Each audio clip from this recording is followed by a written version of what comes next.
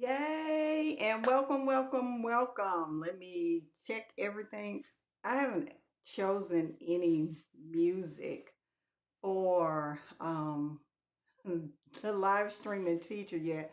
I don't know why. I just haven't found any that is um befitting. I have to feel the music before I add it, and I've started sweating already. Um if you are watching live, drop where you are watching from in the chat as I get started.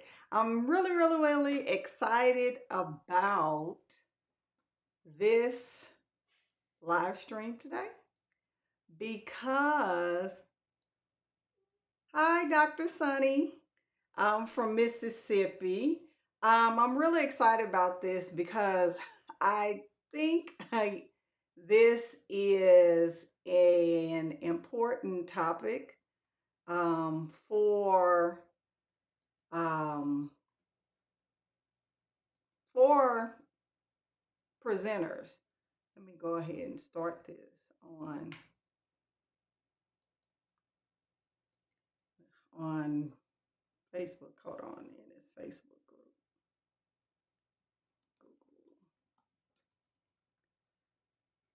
And I have a fly in here that's probably going to drive me insane. So there we go. Got that started.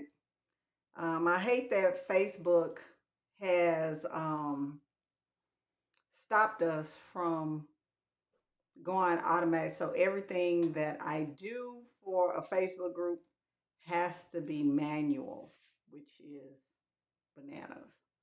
So that's where we are. All right. So today, if you are the non-techie type, and I hate to say that because technology, as with anything, is, you know, it is what it is. You have to learn how to, um, the technology. You're not going to break it. And that's what I tell my friends. Technology will not work sometimes. That's just part of it. It won't work sometimes. And you just have a backup plan.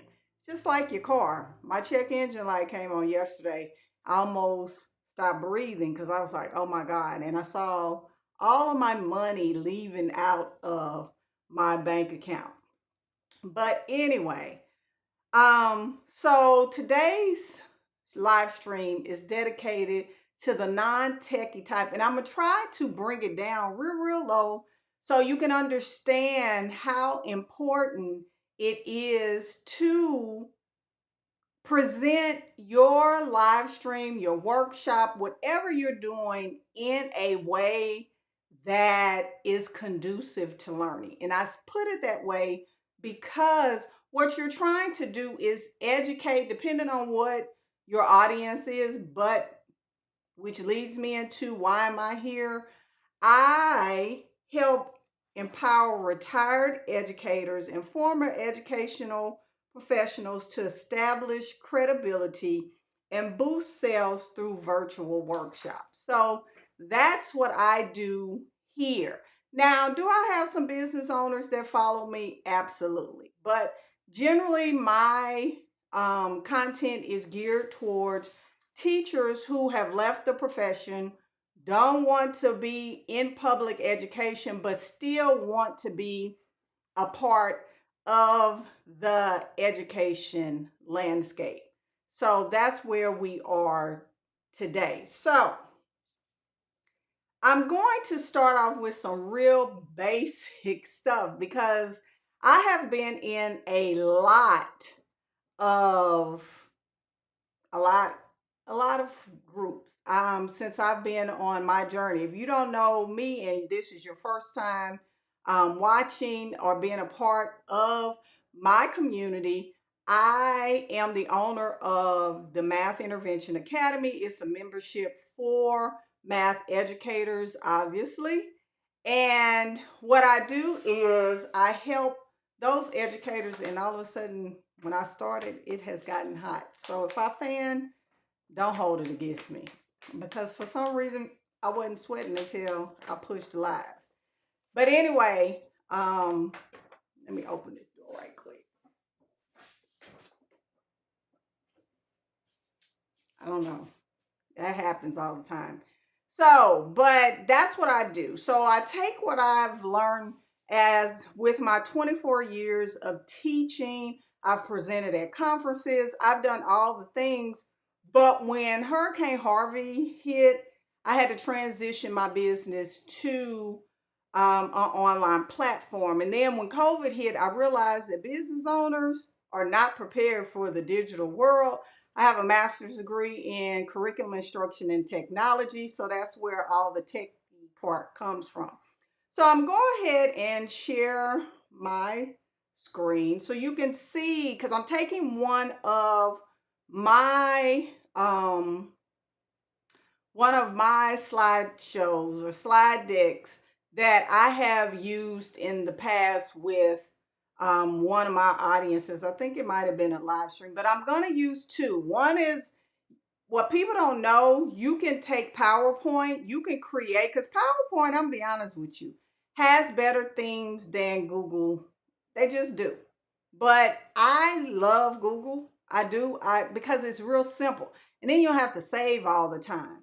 So you can take a PowerPoint presentation and drop it into Google Drive and it will format it for you. So let me go ahead and share my screen. So this is one that's actually just a Google slide.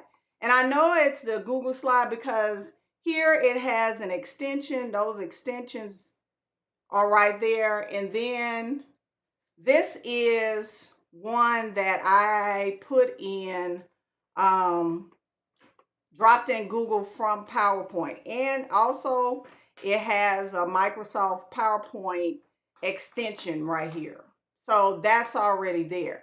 Now, one of the things that I have realized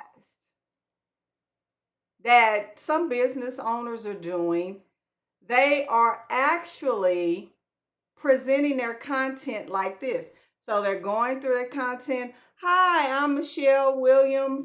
This is not how you're supposed to actually host or present your content. This is not the way in which the developers for Google,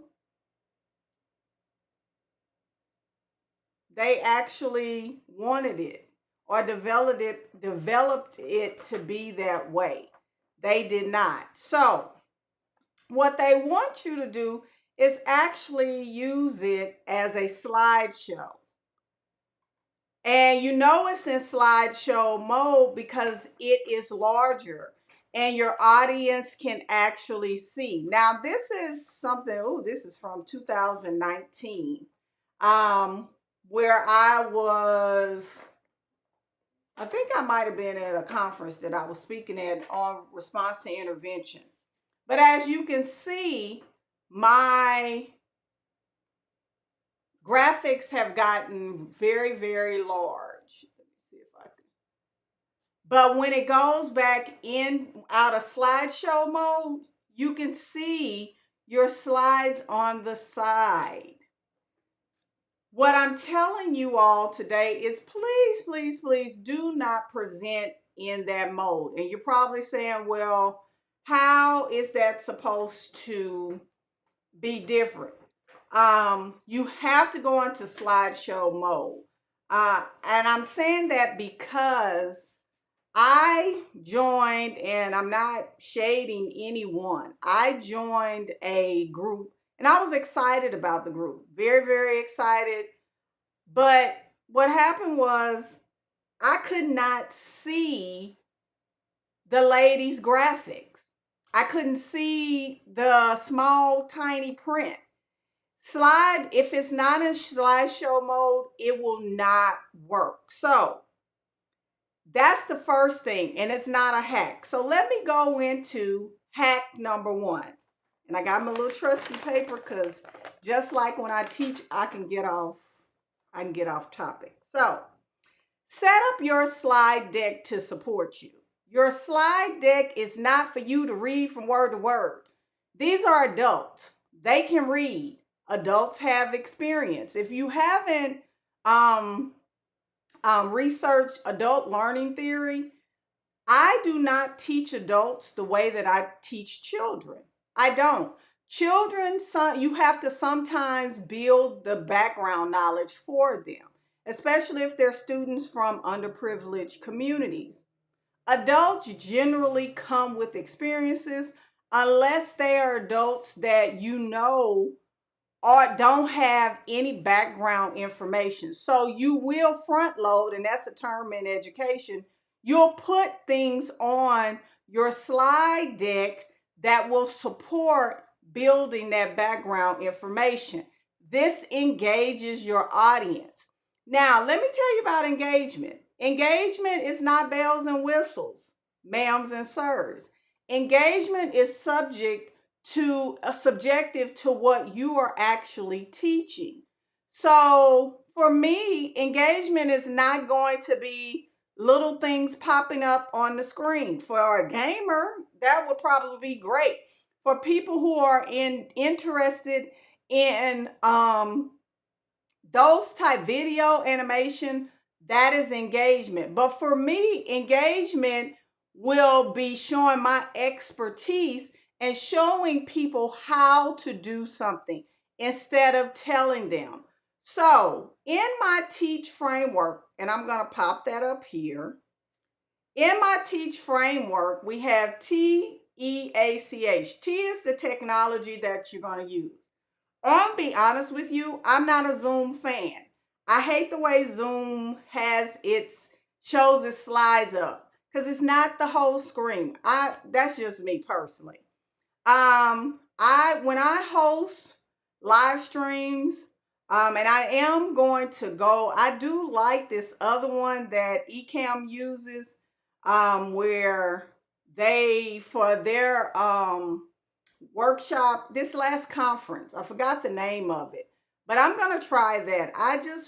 Zoom is not, it's more corporate America, not really for the common person, but that's fine. If you use Zoom, that's great. But people are developing other platforms.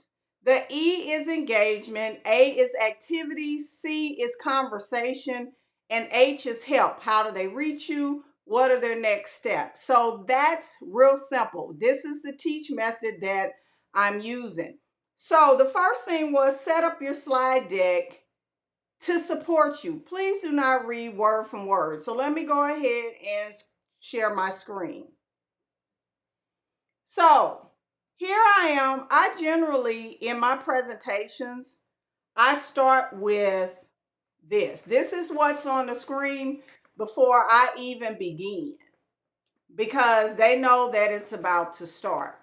Then the next thing is I introduce myself because everybody doesn't know you. Notice from my slide deck, make it smaller.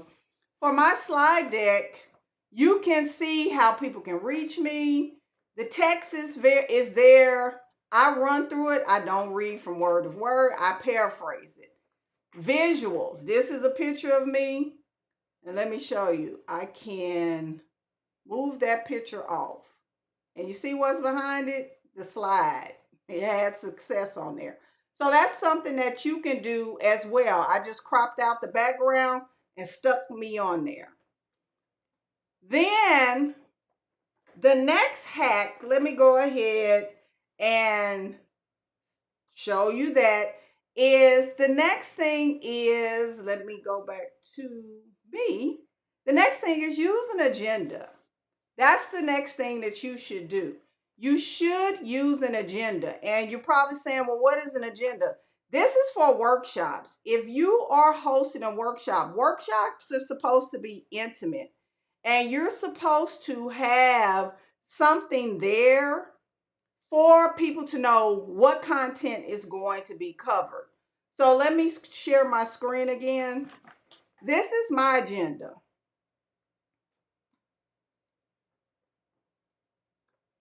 My agenda is very, very short.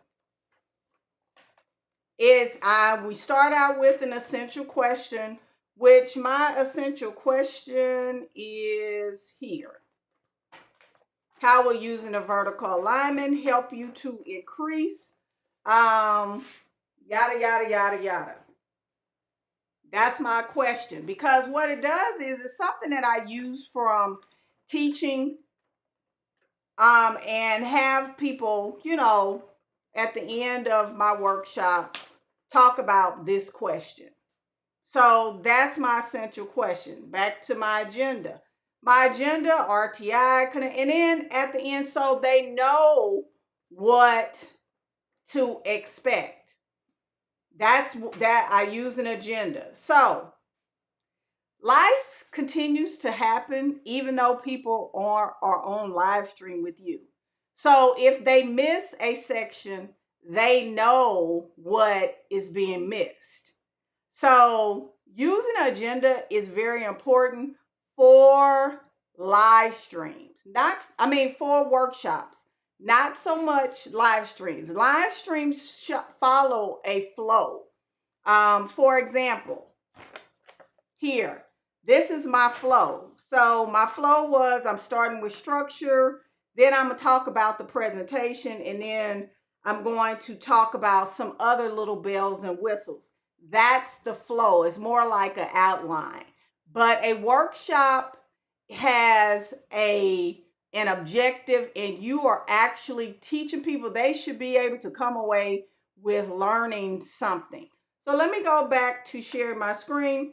The third hack is use presentation mode. And we talked about presentation mode. And I know some people don't like presentation mode. I get it, because once you hit that presentation mode, you can no longer see, especially if you don't have a second screen. I have a second screen, and I have a teleprompter, which I'm actually looking into. I just purchased it a while back. But if you don't have a second screen, I highly recommend that you do get one, or use your iPad, or you use your computer, or something else you have. See, and that's why I was about to turn my phone off, because I realized it wasn't off.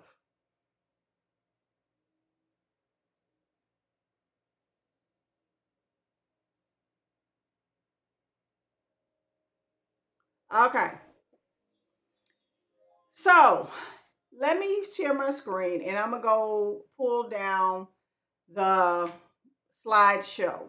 So here we have slideshow, but if you have, because Google Slides is very self-explanatory. And let me do so, because this is bothering me.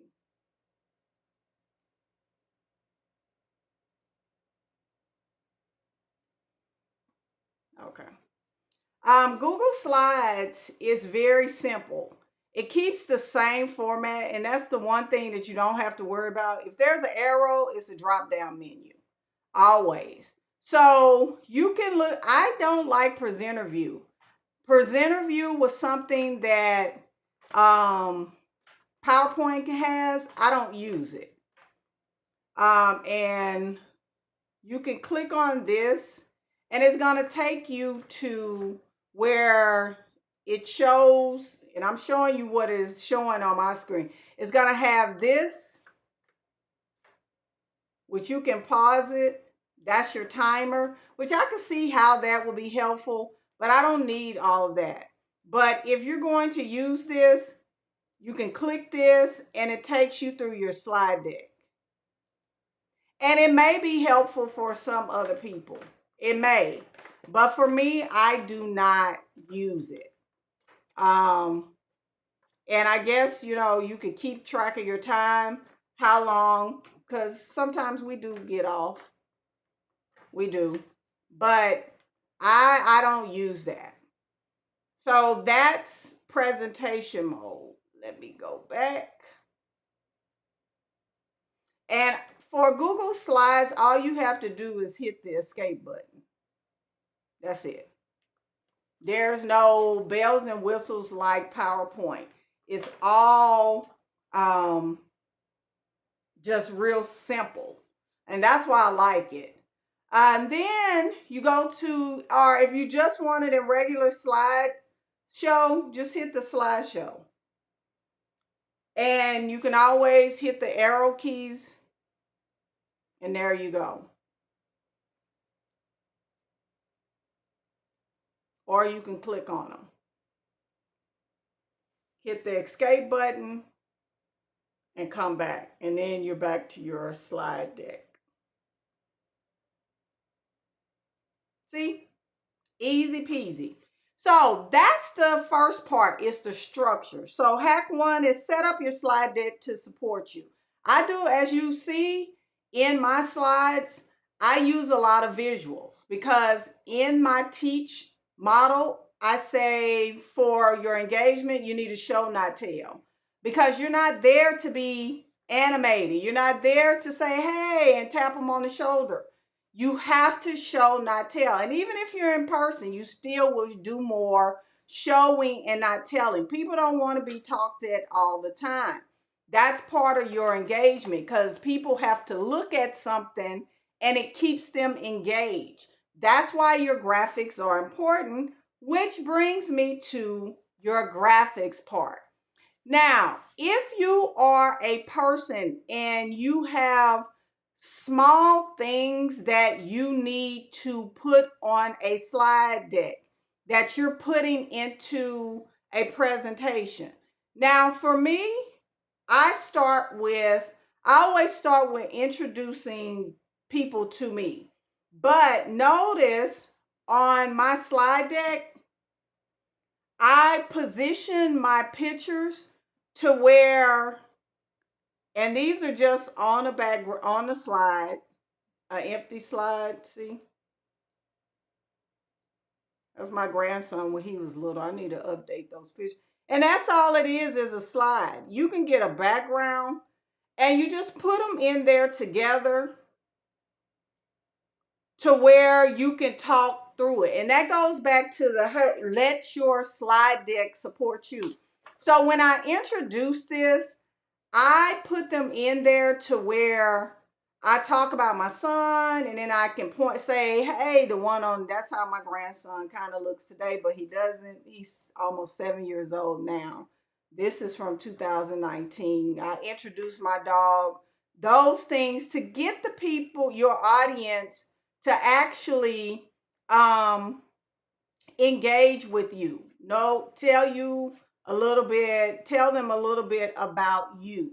So those graphics. Also with Google Slides, your graphics, you can animate them, but over here it has to be on the click. So look, watch this. So we'll play it. Where it is.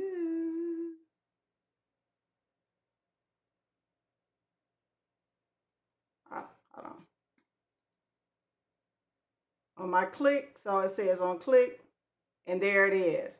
So I'm going to click it in. So if I wanted to, I could say no after previous. So I would go here.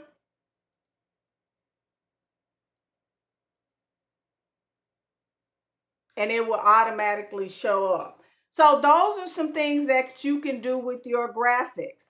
Now, animations, let me come back to me. Animations and transitions are two different things. An animation has to do with graphics and text. A transition has to do with a slide. And let me show you the difference between the two. So if I go back up here, let me close this out. And I want to do a transition. As you can see right here, there are no transitions. There are none. No transitions on here. But if I want to say, I want this to slide in from the right. Now they have it default at 5 seconds. You can make it faster or slower. So I'm gonna put it back at the default. And I'm not going to click apply to all slides. Let me put my son back. So what I'm going to do is,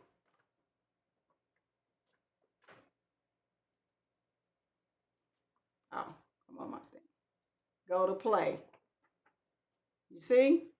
And you can do this during your slideshow. During your workshop or your live streams. The same stuff that you use in person, you can also do this with your Google Slides. You don't have to be up there clicking from slide to slide, from slide to slide. You can do this. You can do the same stuff. So I've covered those are transition and animations. The next hack is your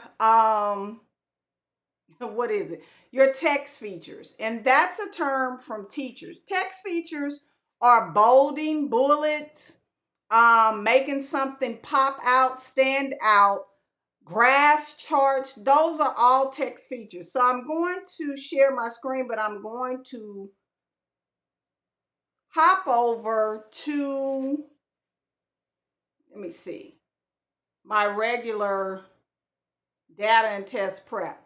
Now, my data and test prep is a lot different because it has a lot of graphs. So like here, you can see this was some data that I was presenting from my class from 2017. Then here's some other ones. I didn't want to show the kids' names, so I covered that up. See, real simple. So if you have sensitive information, you can cover those up. So it's different ways that you can do that. No, these are text features. And that's why I said, like in the beginning, you need to definitely connect with your audience. Don't read, you bullet point these because they can see this and you just run through it. You set it up to support you.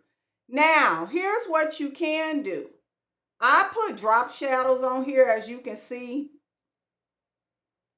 I put it on my graphic. Okay. You can also put it on your text. It makes it a little darker depending on what you want. And if you click on here, it has all the opacity means make it lighter or darker. See?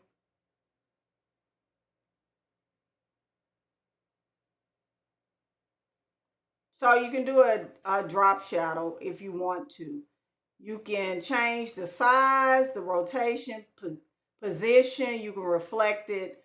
All those different things that you want to do. And you can also add an animation to this.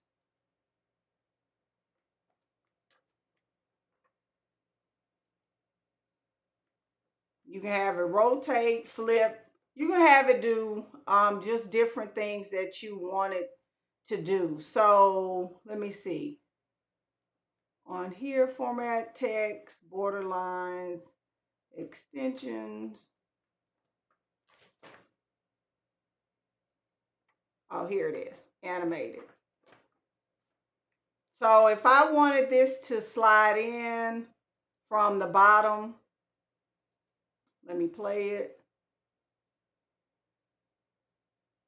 on my click. You can still animate those as well. So Your text features are something that you can play around with. Also, let me close this out.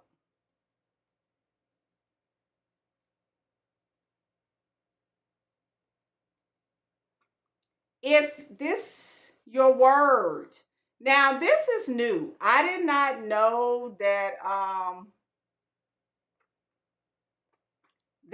they had added word art to Google to Google. Let me see. So here, as you can see, it says text box, video, shape. You can change the shape of it.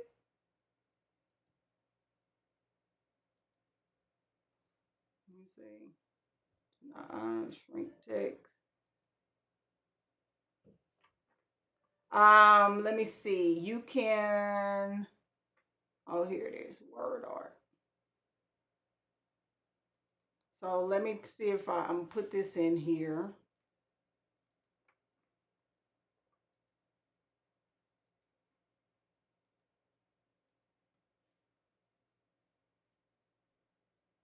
See, there's your word art. You can, and it's just like you have it for in PowerPoint. So those are some other things that you can highlight, help to highlight your slide decks. It doesn't have to always be text. Then you can go in here. I keep looking at one screen. You can change the color.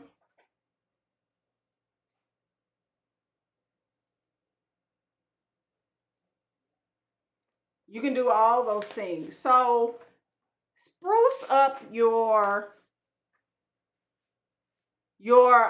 slide decks. Use the tools that um, Google has provided for you. So if I wanted to do this, I could, let me see, drag this, makes it different. Let me see what else we have. Um, you can change the layout on your different slides. I generally create my own layouts. I don't, let me undo this. If you're looking for an undo button, here you are. I generally create my own slide. But if this button right here, you click, you can add another slide. If you click here, and then this arrow here, you can see all of the different kinds of slides. So that is, where are we? Hack number 5. Hack number 5. The next hack is you can play music on your slides. You can play music. So I'm going to take you, I'm going to add, and I added a slide already. So I'm going to take you into, I generally just highlight these and click them.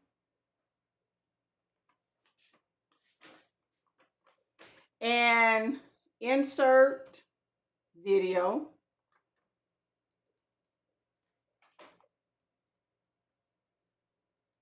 And you can search because it is a Google.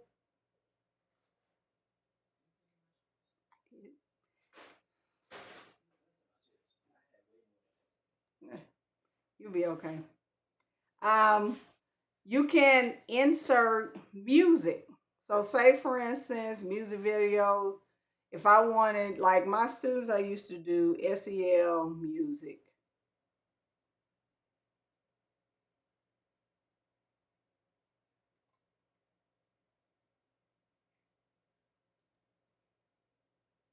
And if I want to insert it,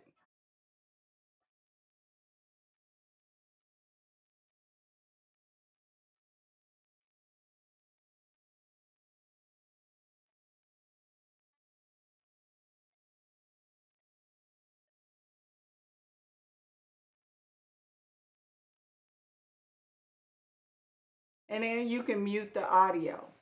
So that's another hack that you can use to make it interesting. The next hack, which is number 6, is to add timers. So I'm going to delete this. All you got to do to delete it. And then I'm going to go back into insert video. And then I had it timer.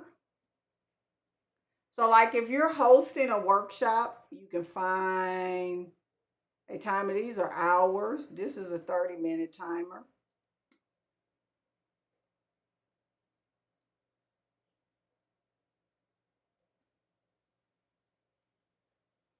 And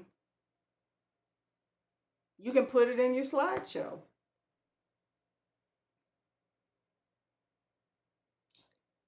How wonderful is that? So add music. You can add, and real simple. If you have music that you enjoy, you definitely can add that to your slide deck. It doesn't have to be boring. Add these in there, especially if you are doing a workshop that is longer than 30 minutes. I know some of our the workshops that I've attended video that are virtual, they have timers, but they don't necessarily use these timers. And I'm not even sure what platform they're using. So we're moving down and we are chopping at the bit. So hack number 7 is use real pictures. I showed you in my slide deck here that I actually use real pictures of me because I don't like stock photo. I'm just not, and sometimes I use it, don't get me wrong, but stock photo, yeah, that's not my thing. So I try to use real pictures as much as I possibly can. So hack number 8, link the text. Please link your text. When I say link your text, I'm going to show you what not to do. So say for instance, I'm going to add a new slide. So I'm going to screen share this and then I want to add a blank slide. So, and then I want to say, hey, I want to find and I'm just going to grab this URL and I'm going to copy it. And I've seen this before where the people have actually put this on the slide. Let me come back. That's a no. Please don't do that to your audience. Please don't. In Google Slides, you can link the actual text to a word. So if you're saying,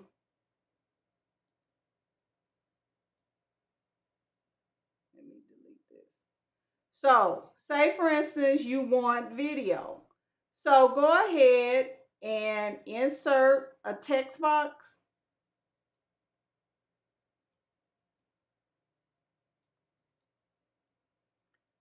Type the word video, highlight the video, right click, link it, and apply it to the word. So when you click on it, it'll just take you to it. Real simple. Please do not do that to your audience. Link your URLs to the text. Real simple. Hack number 9, less is more. When I say less is more, I'm talking about show, not tell. So if you have buckets of text that needs to be conveyed to your audience,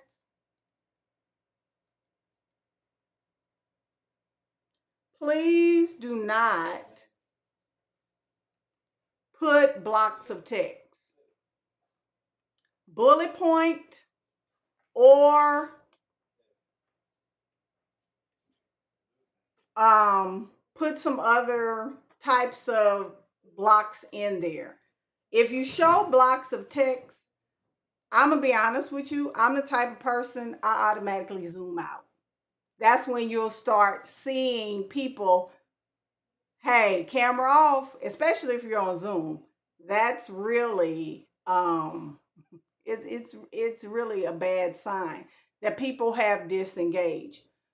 Don't, and I have a lot of bullet points on there, but I don't read them.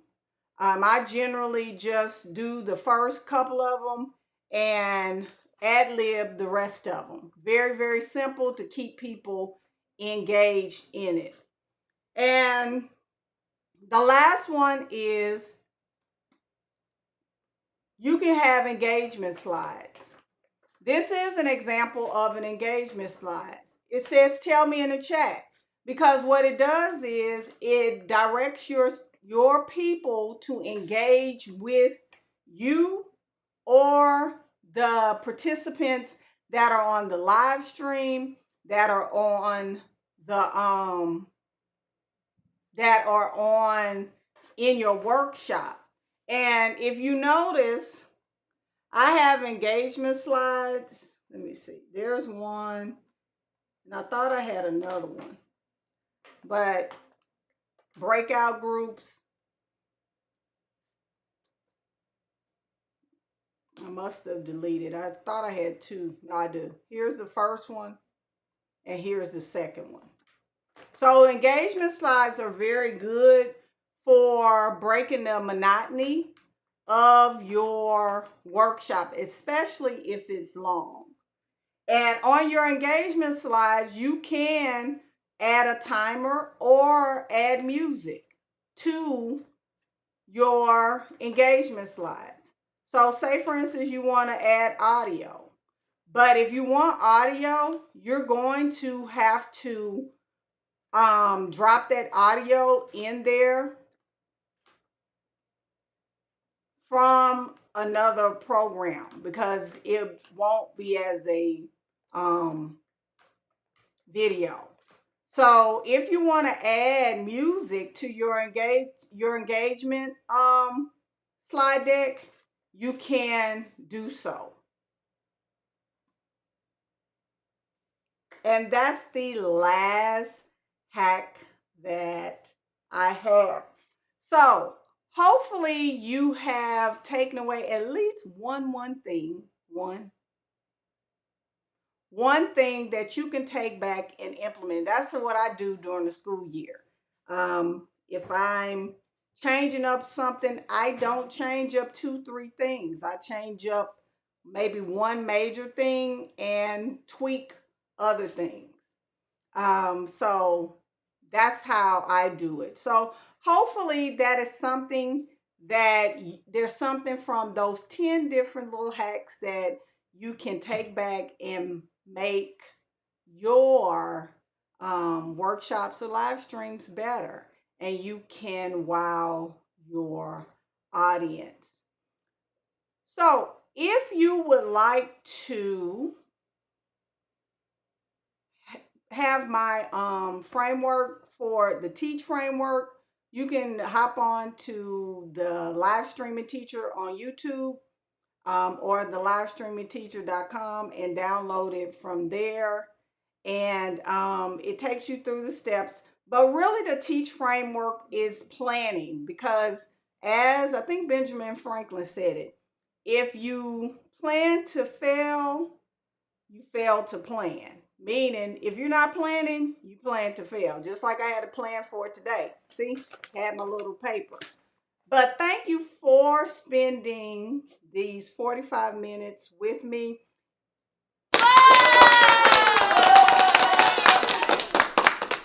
And if you have any questions or comments, leave them in the comment section, and I'll see you all in my next live stream. Bye-bye.